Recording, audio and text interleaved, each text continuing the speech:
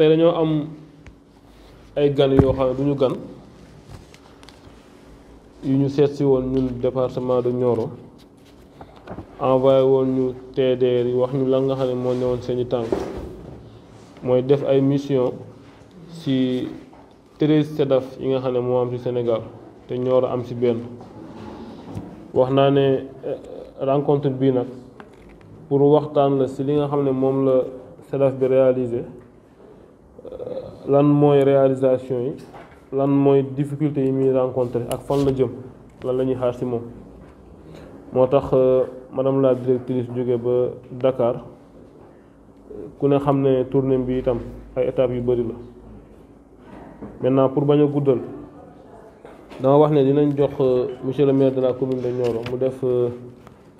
mot de bienvenue bi comme moom moo ñu dalal bu ñu paree ñu jox madame Ndiaye bu SEDAF Nioro bu ñu paree jox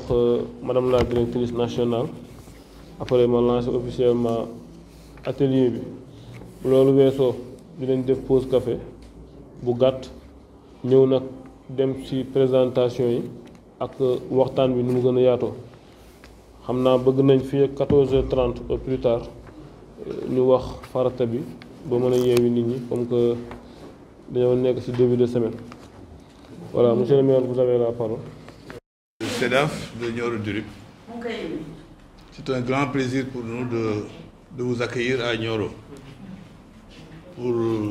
faire un point sur les réalisations, mais également les perspectives et les difficultés de SEDAF par rapport à la nouvelle vision Sénégal 2050. Donc c'est un plaisir de vous accueillir, on vous souhaite la bienvenue,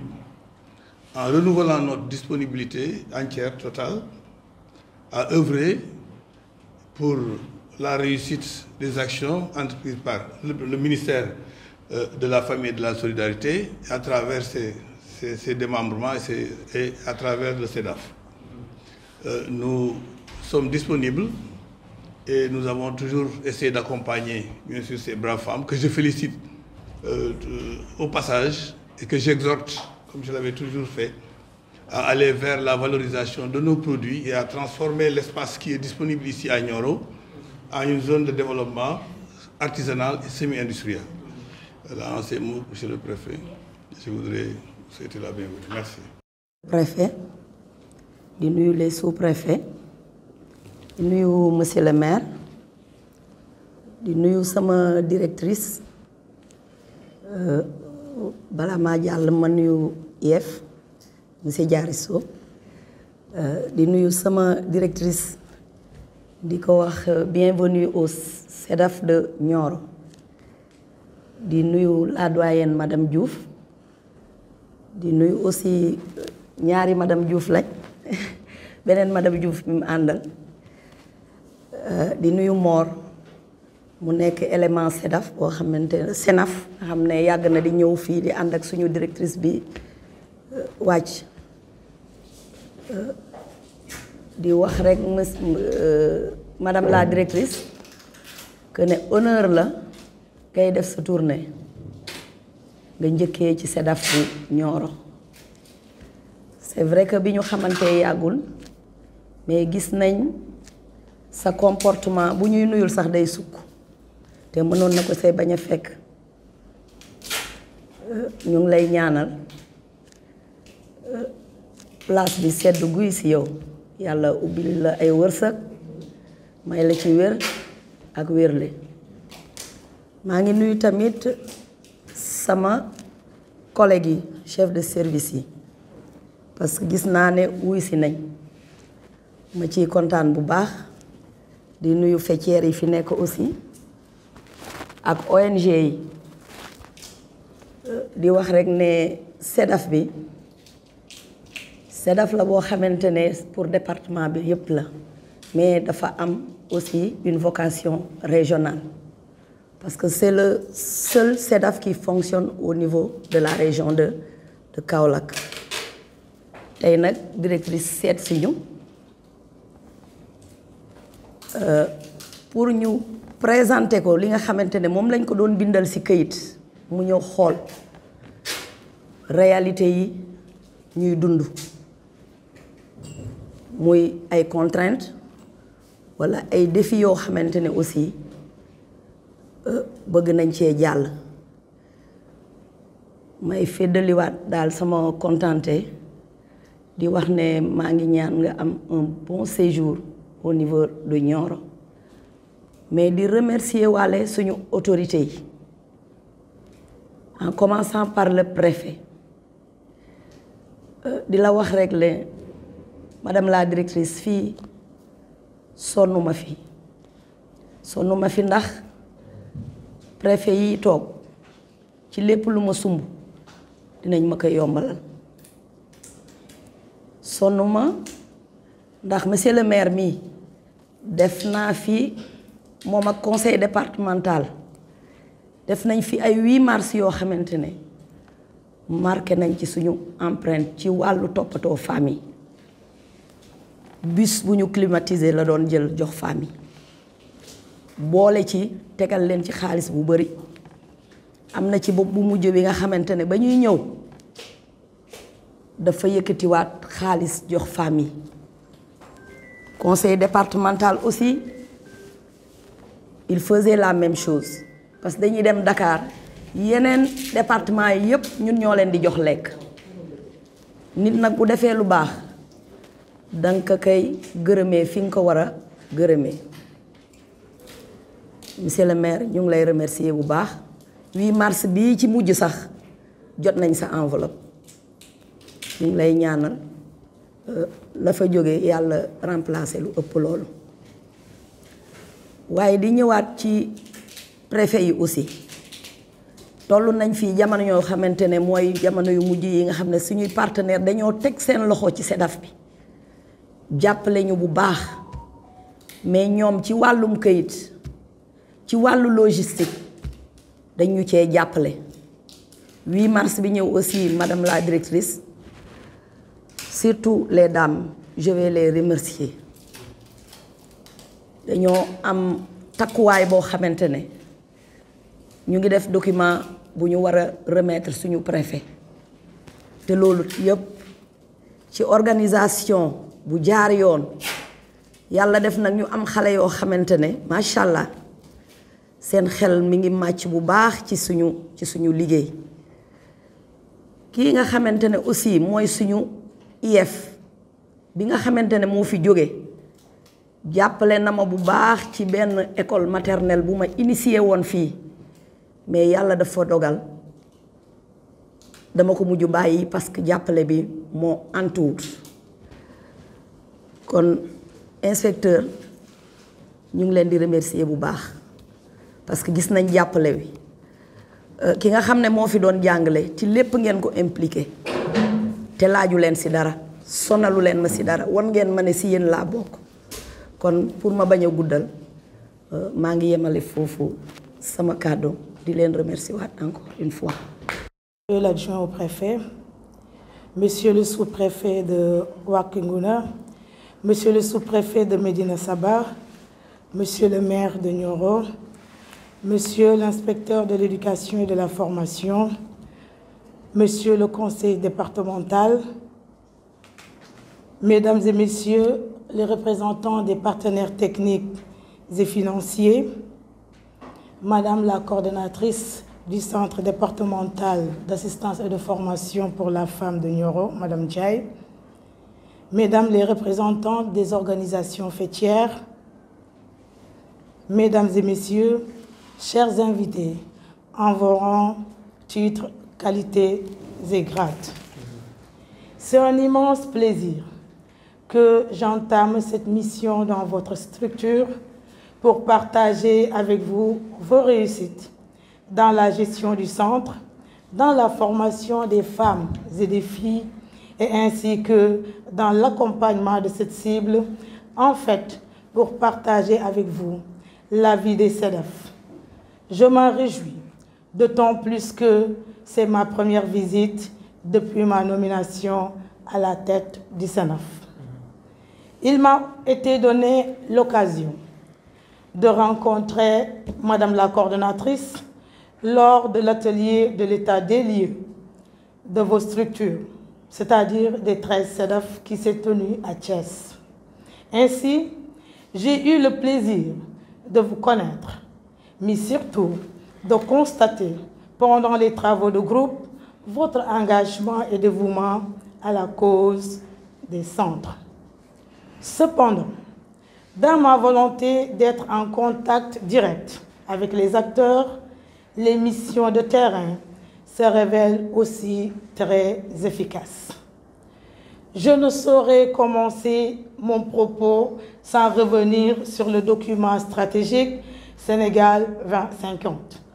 Agenda national de transformation, qui constitue désormais le nouveau référentiel en matière de développement économique et social, avec l'ambition de faire du Sénégal, d'ici à 25 ans, un pays souverain, juste et prospère, accordant à son axe 2, capital humain de qualité et équité sociale, une importance accrue à la femme, particulièrement à son autonomisation, en rapport avec la stratégie nationale de développement 2025-2029. Cette dernière met en cohérence les différentes initiatives en cours en vue de renforcer l'efficacité de l'action publique pour la résilience des femmes et leur contribution à la création de richesses. Elle place la promotion socio-économique de la femme et de la jeune fille au cœur de ses projets prioritaires. Chers invités, en rapport avec ces orientations, nous sommes dans une nouvelle dynamique qui implique collaboration, inclusion et participation active de tous et de toutes,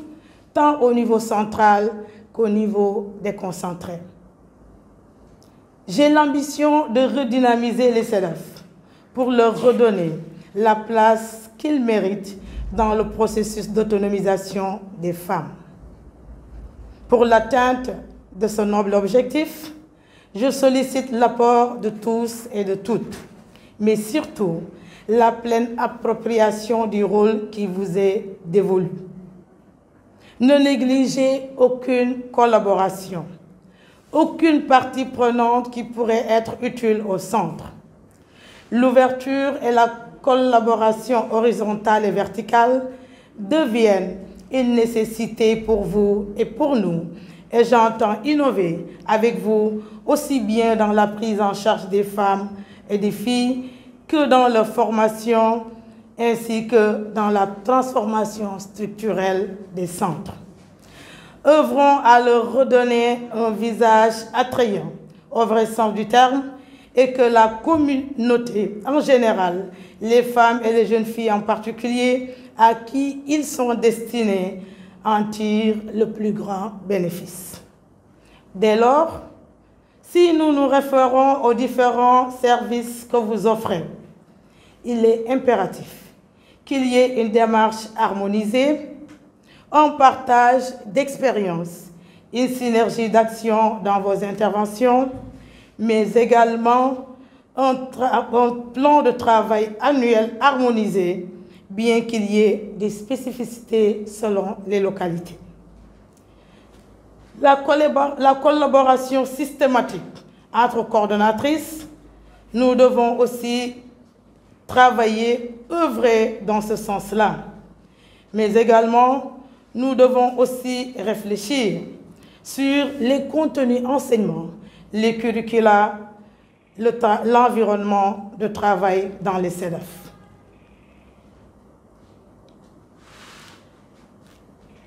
On constate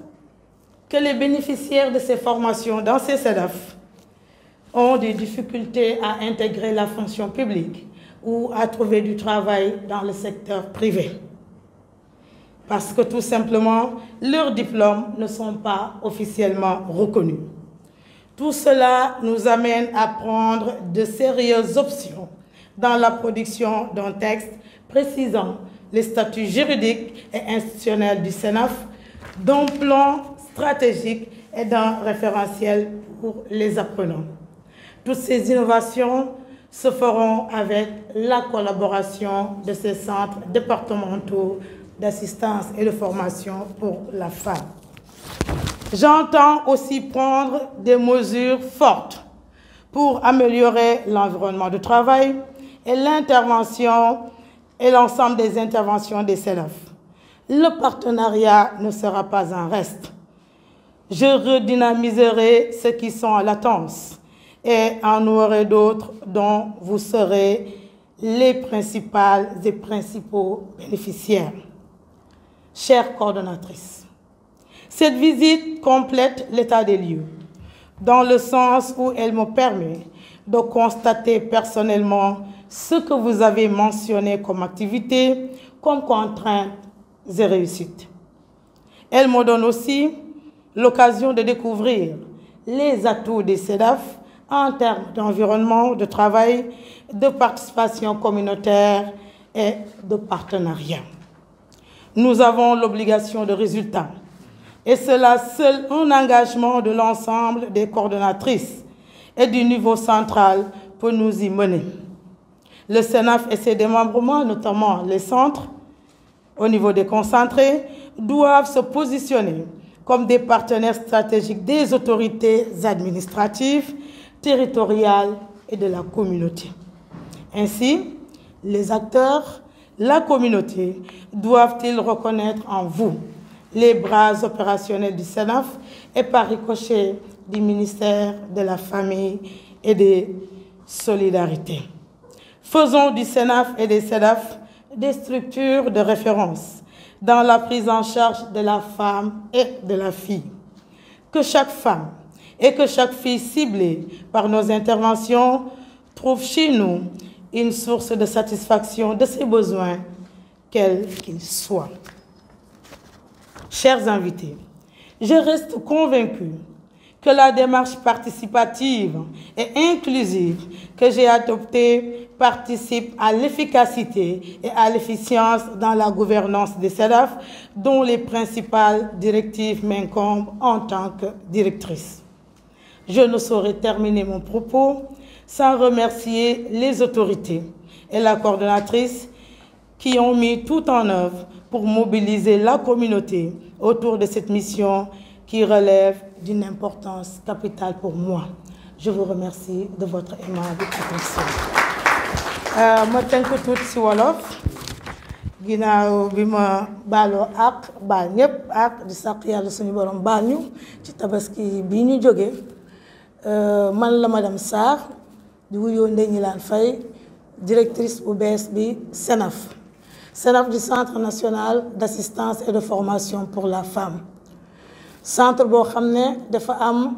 ay démembrement ou ay loxo ni ma ko mën a waxee mu di CEDAF yi maanaam centre yi nekk ci département yi. Alors bi ñu ma nommé dañoo njëkk a def atelier ndaje convoqué coordonnatrice très CEDAF yi parce qu'au niveau national pour le moment fukki CEDAF ak ñett lañ am mais suñu yéene mooy puisque dañoo bëgg a tëddee comment on dit njeexanaay comme ndey ji seex dañoo bëgg généraliser CEDAF yi ba département bu ne am CEDAF léegi ci tànk yooyu ñu woowoon leen ndaje Thiès ñu lëlu pendant ñetti fan pour càmbar CEDAF yi nu ñu tëddee nu ñuy liggéeyee seeni difficulté ak lu ñu réaliser bi loolu wéyee ñu ne am na solo aussi ñu wàcc ci terrain bi fekk leen parce que du coordinatrice bi kese su nekkoon moom kese kon performance yu mu def réalisation yu mu def moom kese mënu ko atteindre moo tax ñu ñëw pour dajeek yéen communauté bi les autorités aussi pour ñu mun a saafonte mais aussi ñu mun a xool nu ñu mun a gunge CEDAF yooyu pour ñu atteindre seen objectif mi nga xam ne nekkul dara lu dul nu ñu mun a jàppale jigéen yi ak xale jigéen yi nga xam ne nekkatuñu l'école mais CEDAF yi mooy seen école ñu mun leen jàppale ba li président bëgg ci moom ci charte yu bees yi mu teg ci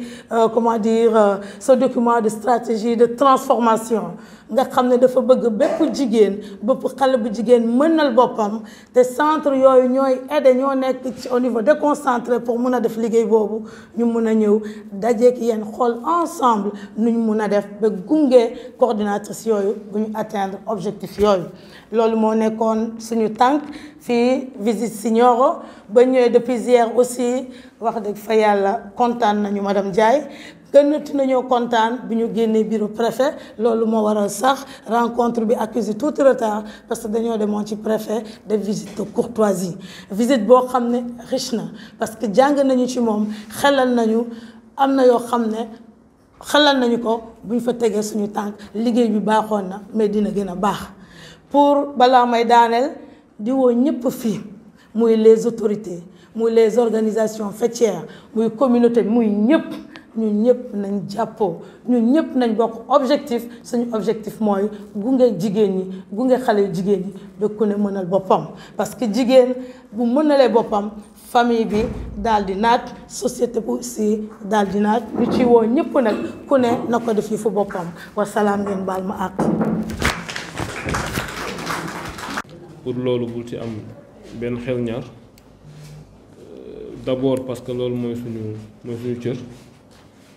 waaye parce que itam dañoo am sa représentant fii ci Nioro bu neex a liggéeyal yaakaar naa ne madame Ndiaye miin nañ ko trop ci CDD bi taxawaayam nekkatul lu ñuy démontrer li ma koy sax tooñee mooy directrice nga waaye ni ngay gérer SEDAF comme mère de famille souvent mu wax ko pour wane rek ni mu amee yéene pour SEDAF bi mën a jëm kanam d'après itam témoignage yi ñuy jot moom bi mu fi ñëwee ak léegi avancé yu rëy am na SEDAF bi parce que bëgg na initiative te bëgg na waaw góor te administration boo si nekkee bëgg waaw góor boo ko boolee ak di yëglu di nga am résultat donc nañ gën a suudewu comme ni nga ko waxee léegi gën a jàppante di jël centre bi def muy suñu centre ñun ñëpp parce que fierté la à Nioro ñu ne ndaw ñi kat ñu ngi leen formé SEDAF bi fan la utalee am xëy parce que ñuy mën a gañe seen vie loolu sax la dinañ ci gën a bàyyi xel jéem a yokk nombre bi waaye yéen tamit au niveau national ngeen gën ñoo jàppale parce que itam ku ne xam ne administration sénégalaise c'est la petitesse des moyens et l'immensité des résultats donc nag bu ngeen ñu mënee yokkal les moyens sur tous les plans moo xam logistique moo xam financier moo xam bu mu mën a doon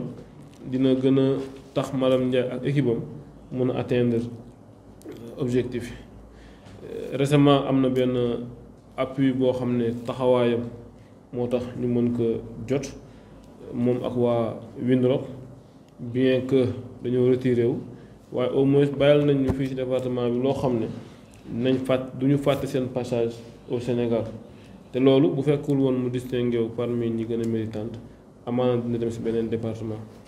donc ñu ngi la koy dénkaat di la wax rek di la dénk nga bàyyil ñu ko xel bu ñu mënee yokk appui yi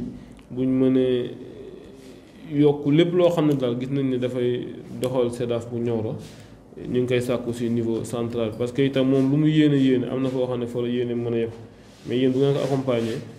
du am benn problème à la base ndax ñun sur le plan administratif ak lépp lu mu mën doon incha allah ñu ngi fi SEDAF bi moom mooy directrice bi mais comme c'est un bâtiment un service de l'État donc préfet da ci am droit de regard moo tax il faut ñu coordonner ci donc loolu laa bëggoon wax rek xam ne discussion yi dina gën a yaatu. donc fii ñu présenté leen lan moo nekk ci SEDAF bi ñu ne SEDAF am na juróom-ñetti néeg yoo xamante ne dañ koy louer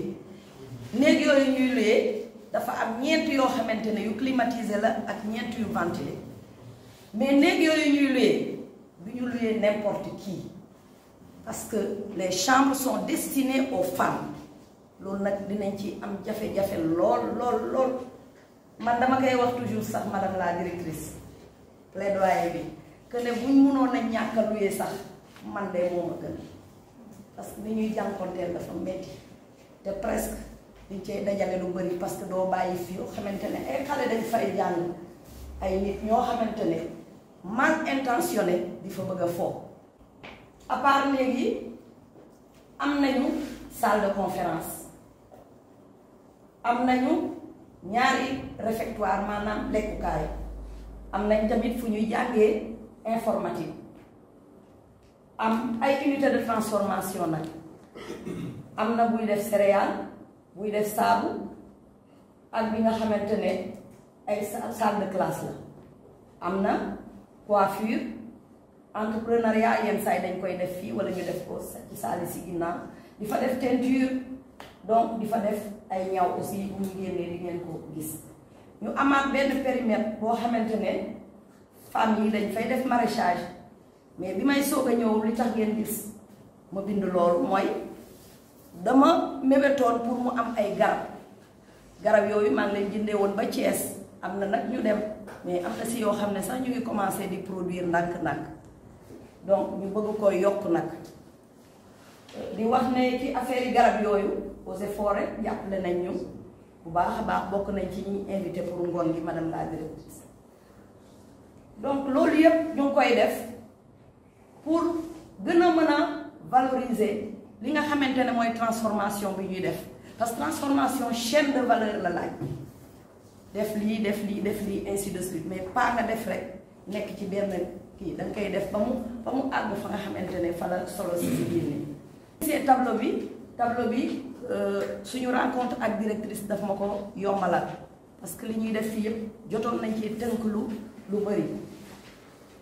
ñu wax fii discipline yi nga xamante ne moom la ñuy